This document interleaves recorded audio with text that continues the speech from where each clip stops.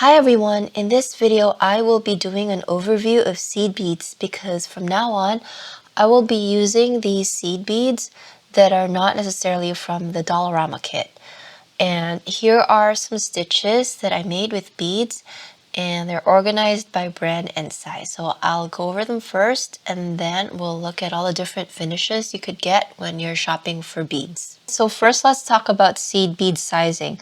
So the most common sizes are 15-0 or aught, 11-0, 8-0, and 6-0. I have some 2-0s here, but they're not very common. So let's take a look at the differences in the sizing. So the thing to remember about seed bead sizing is that the higher the number, the smaller the beads. And that's because it's supposed to be how many beads you can fit in an inch. So the smaller the bead, the more beads you can fit in an inch. So that's why the number is higher. So for example, over here, I've stitched 15 beads in a row because it's 15-0. And over here, I've stitched 11 beads in a row because this is 11-0. And as you can see, the length of these stitches are pretty much the same. And same here with 8-0, I've stitched 8 beads in a row. And so the line is consistent in length. So that's why the bigger the bead, the fewer the beads you need to get to that specific length. So that's why the number gets smaller when you have bigger beads. So these 15-0s are really, really tiny, and I could only get my size 12 beading needle through them. So here are my 2 needles. And so this thinner one on the right is a size 12, and this thicker one on the left is a size 10. So I could only use this smaller, thinner needle on a 15-0. So I don't usually see 15-0s being used in loom work except for maybe embellishing. And also because these are so small, you can only do a limited number of thread passes through them. Size 11s are the most common for bead weaving, including loom beading. And so they tend to come in the most variety of colors and finishes. And so we'll talk more about finishes later. Size 8s are also pretty common, and they're also used for loom beading, although not as common as the 11-0s. And when you look at the Dollarama beads, which I have examples right here, you could see that the Dollarama beads, which I refer to as budget beads because they're not only being sold at Dollarama, they're somewhere between a size 11 and a size 8, I would say. Size 6s are pretty large, and they're also pretty chunky. You could use them for loom beading, but I think it would be more for textural purposes. So size 8s and size 6s, because they are bigger and they have bigger holes, you can do up a project faster, but also you can pass lots of thread through the holes, and that lets you do a bunch of embellishments on your loom work or other bead weaving stitches. And you can create some really beautiful and dramatic maximalist stuff, combining all these different sizes in your work. So that's the basic explanation of the bead sizes. So just remember that the higher the number, the smaller the beads. So these are the most common brands of seed beads that you will see most bead shops carry. I say Czech because these are made in the Czech Republic, but the brand name for these Czech beads is Preciosa. And then for these beads, Toho and Miyuki Delicas, these ones are made in Japan. And then there are these budget beads. I think they're made in China. So these 4 brands, they're going to be higher quality than the budget ones. And these budget ones are not just found in Dollarama. You can find them also in many craft stores, including Michael's. And they're usually sold in box sets of different colors. These brands, you usually buy the individual colors in tubes or packets or strands called hanks in the case of Czech beads. So let's have a look at all of these brand name beads because they all have their own individual unique qualities, and then we'll compare them to the budget beads. So first let's take a look at Czech seed beads. Again, I call them check seed beads because that's what many bead shops call them, but under that is the brand name Preciosa. So check seed beads are known for being very round and donut shaped. And you can really see it when you compare these 8 O's between the check seed beads and the Tohos. So as you can see, the Tohos are more barrel shaped and these check seed beads are super rounded. So now let's compare these Tohos to Miyukis. So I would say that Miyukis are kind of in the middle of the check seed beads and the Tohos in terms of shape. Miyukis are definitely a bit rounder and skinnier than Tohos in general, but they're not as rounded and donut shaped as the check. So let's take a look at the Miyukis. So here are the Miyuki 11Os compared to the Toho 11Os, and here are the 8Os compared to the Toho 8Os. So the last brand name I'd like to talk about are Miyuki Delicas.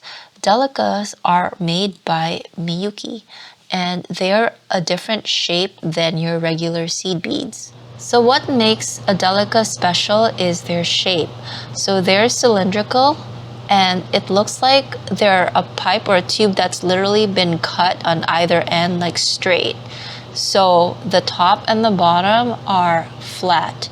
And because of this, they line up really well and they can be stacked up and fit each other very cleanly when you need them for certain stitches. So I've found that the standard for uniformity on these Delicas are really high. They're super even and there's practically no waste, meaning if you pick up a bead, you usually can use that bead and you don't need to like put that bead aside. So an example would be these budget beads. Remember when we were looming and I've told you that you shouldn't probably use the really thin beads or the really thick beads because that will mess up your loom work. So Delicas are ideal for loom work because you don't have this unevenness issue with the Delicas. Also, these come in hundreds or even thousands of colors and finishes. So there's a lot of variety on these Delicas. And so because the quality is so high, these Delicas also tend to be the most expensive seed beads. So when you go on Etsy and you see a really high-end loom bracelet for sale, that's like really expensive, or like if you see a pattern for a loom bracelet for sale, 99% of the time they're using these 11O Delica beads and Delica color codes. And so just for comparison, these are the budget beads that we've been working with from the Dollarama kit. Alright, so let's do a little bit of show and tell. So for these fringe earrings, I have used check seed beads because I really like the organic round shape of the beads, and I find that they have really beautiful movement when they're swaying around like this. So yeah, I really like these check beads for being so flowy when used on fringe. Here are some examples of loom bracelets I've made using Toho beads. I really enjoy using Toho for loom because there are so many colors and finishes that you don't even have to create a very complicated pattern.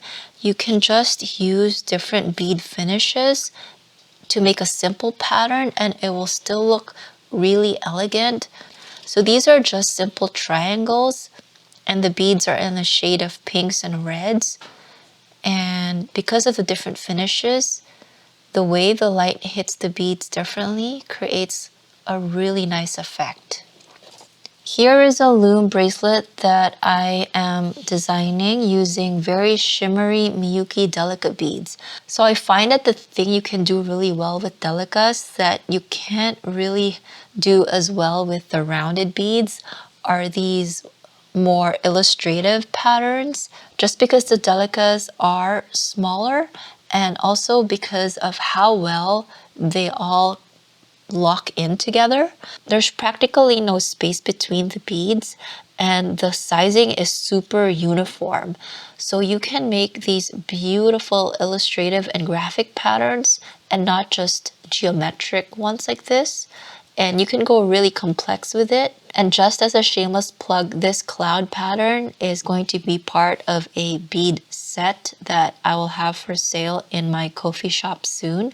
So basically, I'm going to be selling a set of beads that you can use to make this pattern, as well as a few other patterns that I am currently designing. Here are a couple more projects I've done with Delicas.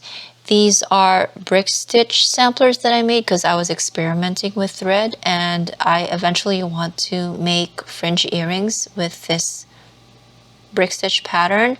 So with fringe earrings, you're not limited to just using Delicas.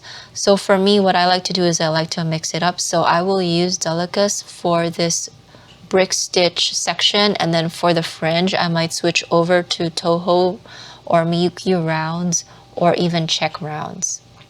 So this is another thing I like to do with Delicas. This is a folded peyote earring. And one more thing I forgot to mention about why Delicas are great is that they're really light and the holes are really big. So you can use a lot of beads and it won't be heavy. So one thing that bothers me is when I make a fringe earring like this with regular seed beads and it gets to be quite large and heavy and that's uncomfortable to wear. That's not the case with Miyuki Delicas. They're really light and airy and comfortable to wear even though I used more beads. So here's a sampler of how I use the Miyuki round seed beads. So the pink and the orange are Miyuki round seed beads, and then the light blue pearly looking ones are Toho. These are all size 11, and then I interspersed some drop beads all around this spiral. And lastly, because we've been working on loom work, I will bring out some of our past Dollarama bead weaving kit projects so that you can see what the Dollarama projects look like in comparison with the other seed beads.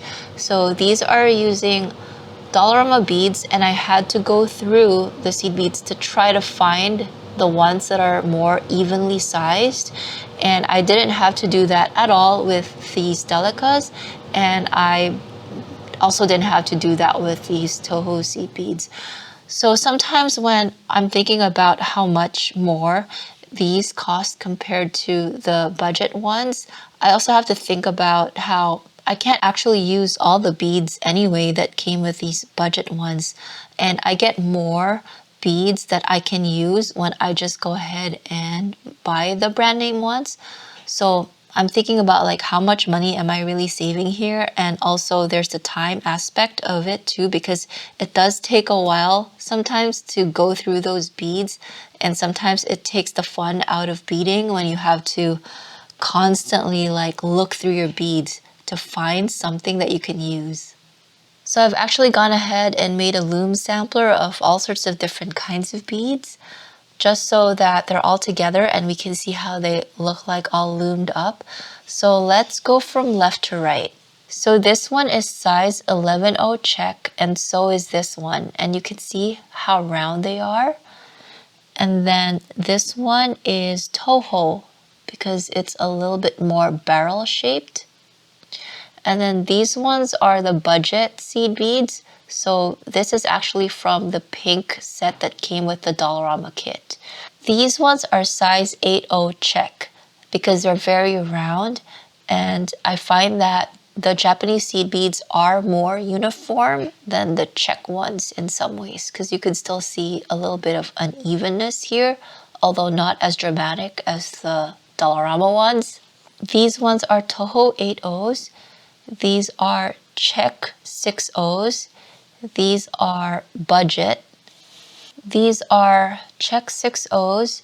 These are Toho 8-0s, Miyuki 8-0s, check 8-0s, Toho 11-0s, Miyuki 11 O's, Check 11 O's, and finally Delicas. So finally, let's talk about finishes. So finishes describe the overall look of the bead. And when you're shopping for beads, there are some keywords that you'll see over and over. And the thing to note about finishes is that there are some that are more durable than others. And these brand name seed beads, the good thing about them is that if you go on their respective websites, they will have documentation on the durability of each of the finishes that they make. So for example, if you're someone who is selling your work and you want to know if your finishes will last or will stand up to some heavy handling, then that might be information that you might be interested in. As opposed to using these budget seed beads, you're not really sure if, for example, this metallic will rub off over time, or if this paint will fade or will start to rub off with a few splashes of water, things like that. So these brand name seed beads will overall have higher quality, longer lasting, more durable finishes, although it's pretty much common sense to treat all beadwork with care. So you shouldn't be like wearing them to the gym and sweating all over them, or putting your perfumes and lotions on them, or taking showers with them and all that rough stuff. So here are some common finishes. The first one is opaque. So this would be opaque, and this would be opaque, and these would be opaque. So opaque colors are usually just solid colors, and they're not see-through. So here's another opaque. So they're usually on the smoother and glossier side, like this. And then you can also get opaques that are matte. So for example, this would be like an opaque that is matte.